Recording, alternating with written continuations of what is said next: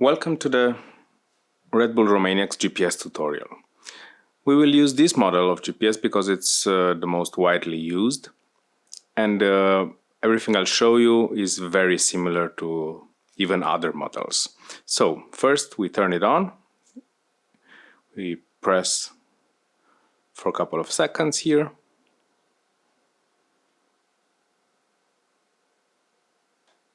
You see that it starts loading. You just need to wait, sometimes it takes longer. Okay, now we upload the data, the racetrack, as a map. So don't go to tracks or some other places that maybe you are used to from other races. Here it's a regular map, like a street map. So you go to map, you will see the racetrack. So this is how it will look on your race day. You will see a red line. Okay, and this is the map. Here it has no signal, or we are not near the map where the racetrack is. When you turn it on your first race day, it may take some time. If you see a small question mark here on your position, it means that it doesn't have a signal yet. Turn it on and stay in a good place with a good view to the sky and wait for it. Here you can zoom in and zoom out.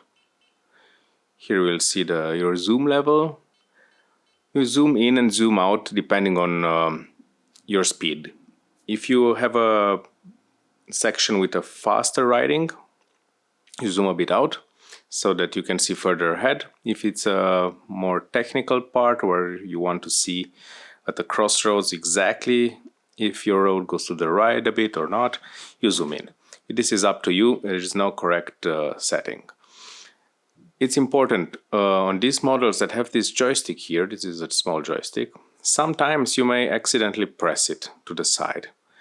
And then you can see it looks like a small mouse, like a computer mouse. And then you see some coordinates here. This happens if you just move it a bit. And then this is a mode for browsing the map, for looking at the map. You see you can go to the right and see some stuff. But then you cannot navigate like this. This is just for looking at the map. And you maybe get an impression that the map is not there anymore, or you cannot see anything. So if this happens, just press back, and then you're back at the regular navigation. And then you see the mouse and this thing disappears. So it's just like this. Another useful thing is to activate your speedometer so you can stick to the speed limits. You press menu, this button here, menu,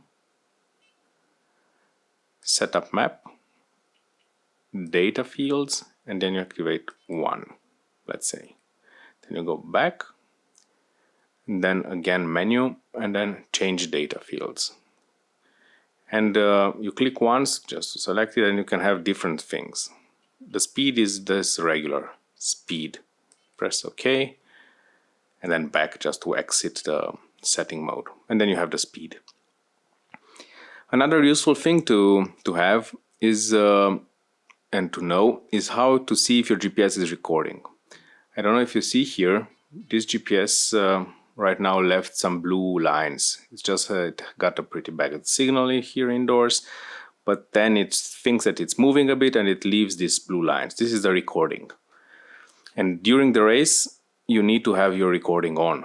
If for some reason you don't see these lines, or you are not sure that your GPS is recording, you go to the menu, you press 2 times to the menu or until you see this thing, and you go with the joystick to setup, and then to tracks, and then track log, show on map. That's the most useful, show on map, to see it also, yes? Do not record, it's not okay.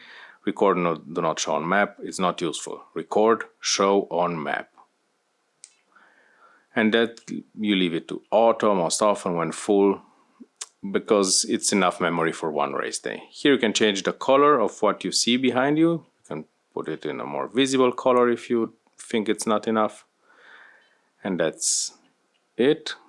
it's your responsibility to keep your GPS recording. We usually make these settings. We try to make life easier for you, but it's not our regular responsibility. So if the recording is not on, you cannot say that we didn't turn it on. Okay? It's many GPS models. Some have different ways of activating, deactivating. It's something that by mistake you can do it if you are stressed or are looking for some setting. It's your responsibility. If you don't see the recording, you'd go to settings, tracks, and active log, track log, show on map. Then another useful feature is how to make a waypoint. To know your exact location, you press long on this button.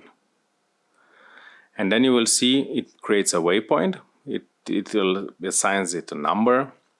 It doesn't matter. And there you see the coordinates. The coordinates that we use at Romaniacs are degrees, minutes, and seconds. We set these GPSs up like this, but please, by mistake, you can change it. Some of you have profiles with some predefined settings, and this would be changed. It's useful to change your GPS to degrees, minutes, seconds when you need to communicate as your position in for whatever reason. For if you help an injured rider or you are in need for help, it's faster for us to find your location like this. If you press OK now, done, the waypoint is saved and it stays in the GPS's memory. It can be downloaded afterwards. But it's also useful if you just want to send a location, the exact location or something. You can also take a picture with your phone and send it like this or keep it like this for reference. So press done and it stays there saved. Yeah. Okay. I will also show you how to change the units. You go to setup, the coordinates, how they are shown. And you go to position format. And here, position format, there are many. Yes, you go to this one. Degrees, minutes, seconds. And this is VGS 84 and VGS 84. And that's it. Units, here you can change to metric or whatever. It doesn't matter for us, but for the speed limits at Romaniacs are in metric, in kilometers per hour, not miles per hour. So it's useful to have your GPS in metric mode, and this is where you change its settings and units. Okay. Another useful setting, we put new batteries each day. They are alkaline batteries.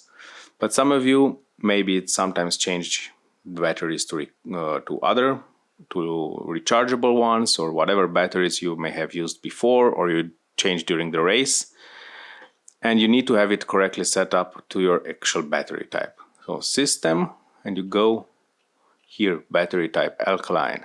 See, if it's not correct,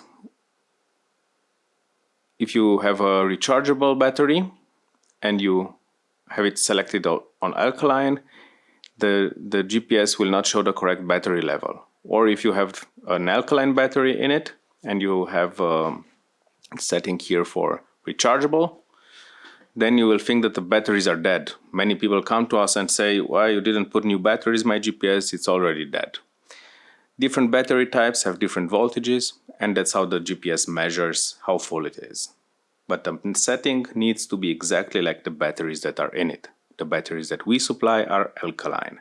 If you use some other batteries, change it to those batteries, and the next day when you have new batteries from us, make sure if the batteries doesn't seem to be fully charged to check this setting.